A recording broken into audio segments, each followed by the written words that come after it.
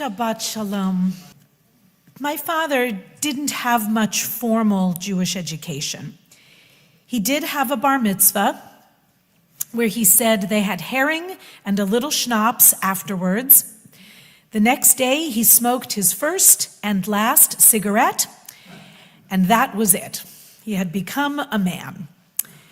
But one of his most formative childhood and adolescent experiences was attending Camp Machnayim in slightly upstate New York, where he said, among other things, the camp staff made sure that all of the children came home with a very healthy tan, and where he learned to short sheet beds and to be part of a summer camp theater experience that he never forgot. Sounds like in his telling they did a full-scale production of Gilbert and Sullivan's Mikado, where he famously played the character Pishtosh, and once in a while he would harness that personality again later on in years, and he would sing loudly and boisterously, remembering his amazing time as a child and young adult at Camp Machnayim. Of course, this was in the late 30s and during the war years, so camp for so many fortunate Jewish children, and my family did not have a lot of money, but I guess they scraped it together, they were able to send their kids on a summer escape that was most precious. But it was only recently, just in the last few days, that my mom looked at me and said, "Oh my goodness, Camp Machnayim means camps," which it does. At the end of last week's Parsha, the very last word of the Parsha is Machanayim.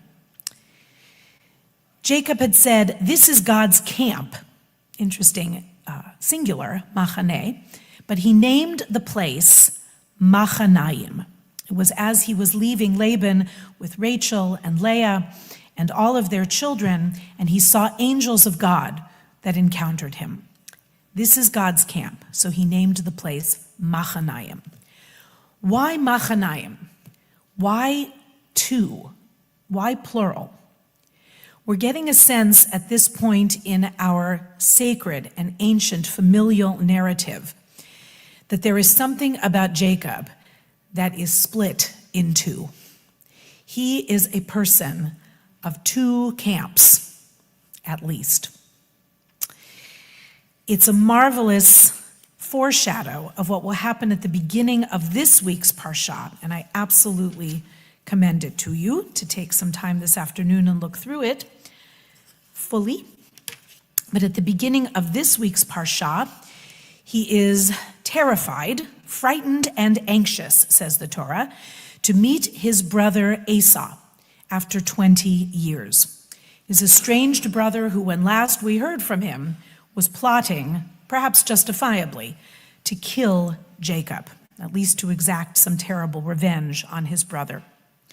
Jacob divides his retinue, his large family and flocks and servant class, into two camps.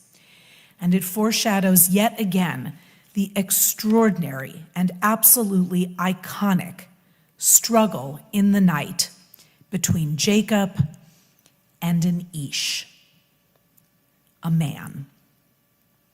Now, so much of Jacob's life has been a fight, a struggle, a splitting of the personality, a wrestling with himself, with his destiny, with his brother, with his mother a little bit even, with his employer, his uncle Laban, and of course, with himself.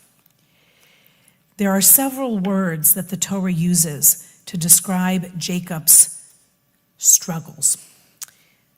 They're really not the same at all.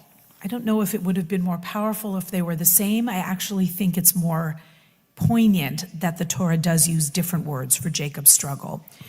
Jacob was fighting with Esau in the womb. In utero, this poor man was in a fight for his life. The word that's used there is vayitrotzatsu. Back in Toldot a couple of weeks ago, chapter 25, verse 22, the children struggled in her womb. God assures her that 2 separate peoples will come from your body. One will be mightier than the other, and the older shall serve the younger.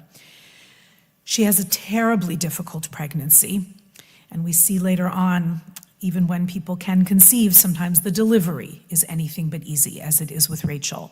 But Jacob's life from its conception is one of vayitrotsatsu. They were struggling together in her womb. It sounds so painful. When we jump ahead to this week's Parsha, Jacob is left alone after he sends his camp across the ford of the Yabok River. He sends across his possessions, and the Torah says he is alone. But no one is ever alone. As we know, we are always with ourselves and with the divine presence, which should, I hope, give us a little bit of comfort. It's supposed to. And these beings, this man and this Jacob, they wrestled together until the dawn. Vayivater Yaakov levado, Jacob was left alone. Vayeavek, sounds a lot like Jacob, actually, with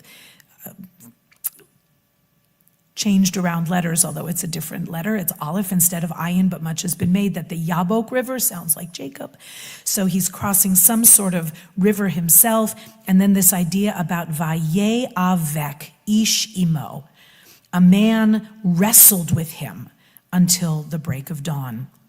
Now you all know that Jacob is wounded in this wrestling match. The socket of his hip is strained as he wrestles with this man.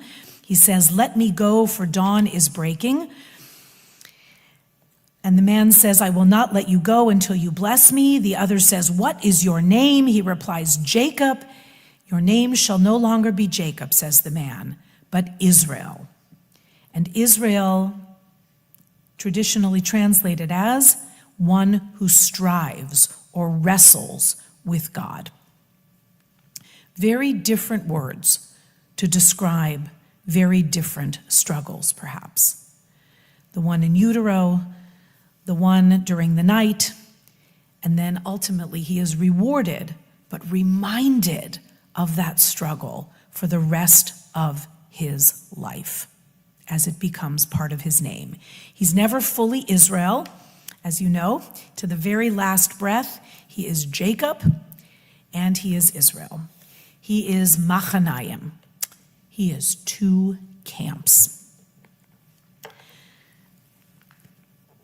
The struggle that we all experience every day, from the passageway through the birth canal into this messy, dramatic, violent, and beautiful world, is written from the very beginning with struggle, with wrestling matches that each one of us is engaged in every single moment of every single day. The Musar tradition says, beware of too much equanimity, too much enlightenment, too much calm, for there is always a struggle going on within and without. We don't know with whom Jacob struggled. It's been one of the most rich questions or riddles of the Torah. So many suggestions are made that Jacob struggles with an angel, a divine messenger. Perhaps he struggles with a servant of Esau, come to see what's what before they meet together. Very commonly, of course, it is described that Jacob is wrestling with his conscience. And we're not surprised that Jacob has a guilty and tormented conscience from the very beginning. Does he overcome his doubts? To some extent, yes, but he is always complicatedly Jacob, even when he finally goes to meet Pharaoh and says, "My days have been few and sad." He's in a struggle, and aren't we all? there's a beautiful suggestion that actually the man that the Torah is describing as Jacob's wrestling partner is Esau himself.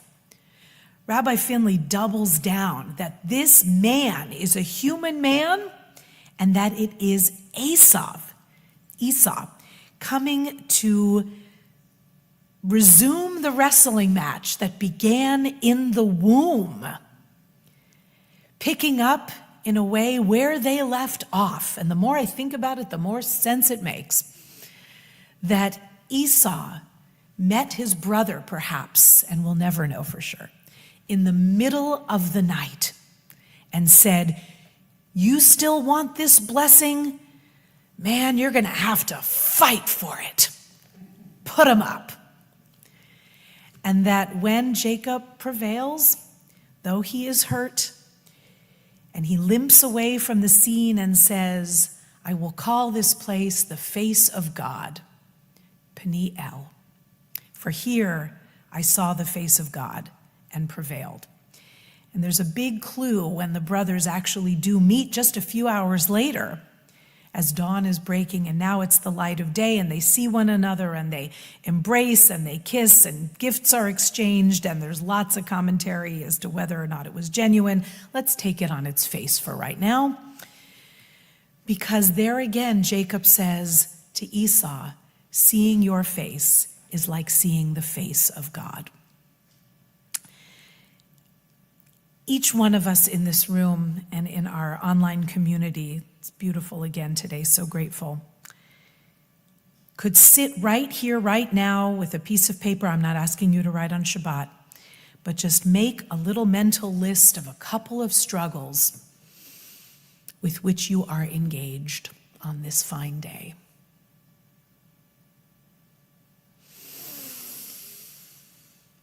From the tiniest to the greatest. It's a struggle, is it not? But struggling and wrestling are not always bad at all. In fact, we need our struggles because they help us to learn what we're made of and what our task is on this earth. Some of them, many of them, maybe even most of them, we'd probably like to do without. But we wouldn't be who we are without the daily, hourly, momentary wrestling matches in which we are engaged. Joe Bowler, who is a brain researcher and educational psychologist, encourages struggle in the classroom, on the playground, where it should be safe to try things and fail. So many of us live with the terror of failure that we don't even put on the gloves and try to get in the ring. We don't want to hurt anybody, but struggle and mistakes and even failure are absolutely essential for us to even come close to reaching any kind of potential, and we're all given so much that we just barely touch. Joe Bowler is the author of a book called Limitless Mind, and she interviewed scores of people for her book, many of them in corporate settings, who described going into meetings terrified and anxious, like Jacob the night before, the exact same words, going into meetings terrified they would be exposed for not knowing something. Anyone relate? And after learning deeply about the importance of not knowing and engaging in struggle, many of them now proudly show up and say, "I don't know, but I'm going to find out." It's a transformative way of thinking. They display and learn, they have to learn to display a mindset of discovery and curiosity, which often we allow in children, but not in adults. We can stop the charade of knowing everything. of being the manipulator that Jacob was, trying to control the situation always, and finally surrendering a little bit to knowing less. And maybe that's why he's wounded. He's got to come out of that wrestling match humbled, with a little more willingness to sit with uncertainty, and then unexpected things, like a sweet reunion, can happen. Students, and we are all students of life, should embrace a struggle to get through to wonderful places on the other side. It's okay to say, this is hard. I'm limping through this. I'd rather sit down. And instead learn to say, this feeling is the feeling of my brain, my soul, my heart developing, strengthening, and growing. It's okay to be of two minds, of two camps. We all struggle with the dark side. We all have it. But in the ring, in the dark of night, can we be curious? Can we observe? What are the struggles of our lives? And be amazed at the strength we have to still carry on. Shabbat Shalom.